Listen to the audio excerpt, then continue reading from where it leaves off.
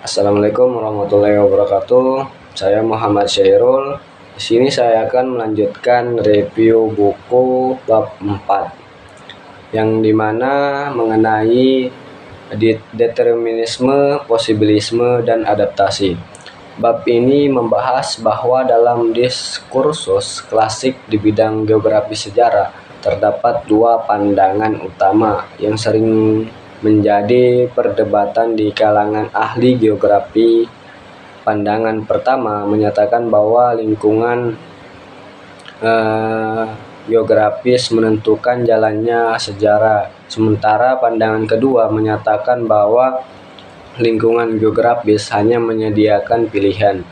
Nah, bagi manusia dalam menciptakan peristiwa sejarah, pendukung pandangan determinisme berpendapat bahwa alam dengan segala perubahannya mempengaruhi proses sejarah manusia di suatu wilayah.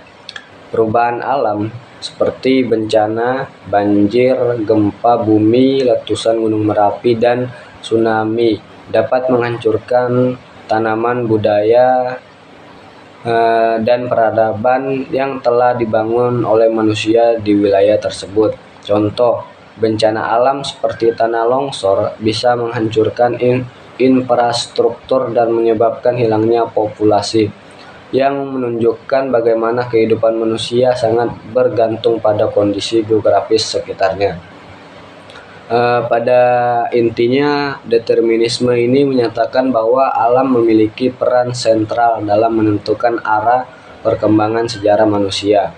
Kepercayaan bahwa alam mengendalikan nasib manusia tercermin dalam berbagai praktik keagamaan kuno, seperti pemujaan terhadap elemen alam oleh suku-suku kuno seperti Aztec, Inca, dan Maya. Di Amerika Latin, masyarakat ini percaya bahwa alam memiliki kekuatan yang harus dihormati, bukan melalui pengorbanan manusia sebagai persembahan kepada dewa-dewa alam. Pemikiran ini yang menganggap bahwa alam melalui berbagai perubahan dan bencana menentukan jalannya sejarah.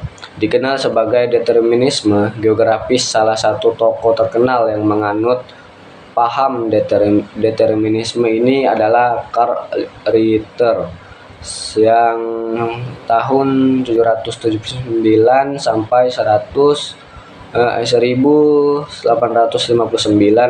Dalam karyanya The Adventures, Ritter membagi dunia berdasarkan morfologi wilayah dan menganggap bumi sebagai rumah bagi manusia yang dipengaruhi oleh geografi regionalnya.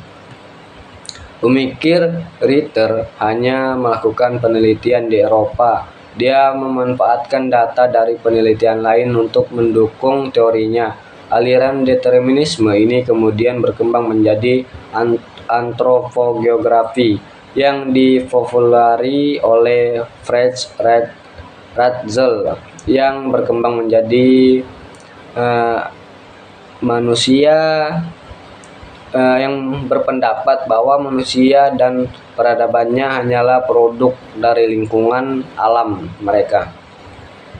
Pada abad ke-20, pandangan determinisme ini mulai tergeser oleh aliran posibilisme yang dipopulari oleh Paul Vidal de la Villaque dari Prancis. Posibilisme ini menyatakan bahwa alam tidak menentukan, melainkan hanya menawarkan berbagai kemungkinan yang dapat dipilih dan dimanfaatkan oleh manusia.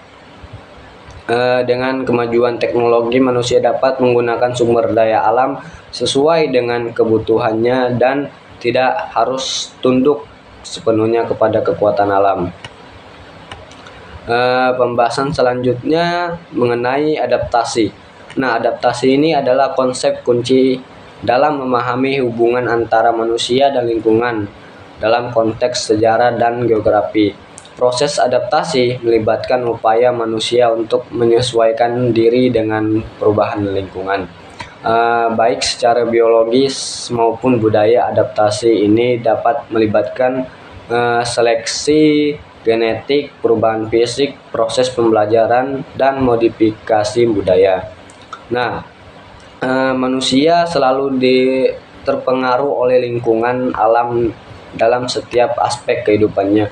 Meskipun ada yang berpendapat bahwa alam menentukan karakter dan perilaku manusia, pandangan yang lebih modern mengakui bahwa alam hanya menawarkan berbagai pilihan yang dapat dimanfaatkan oleh manusia melalui kemampuan teknologinya. Mungkin itu saja dari saya di bab 4.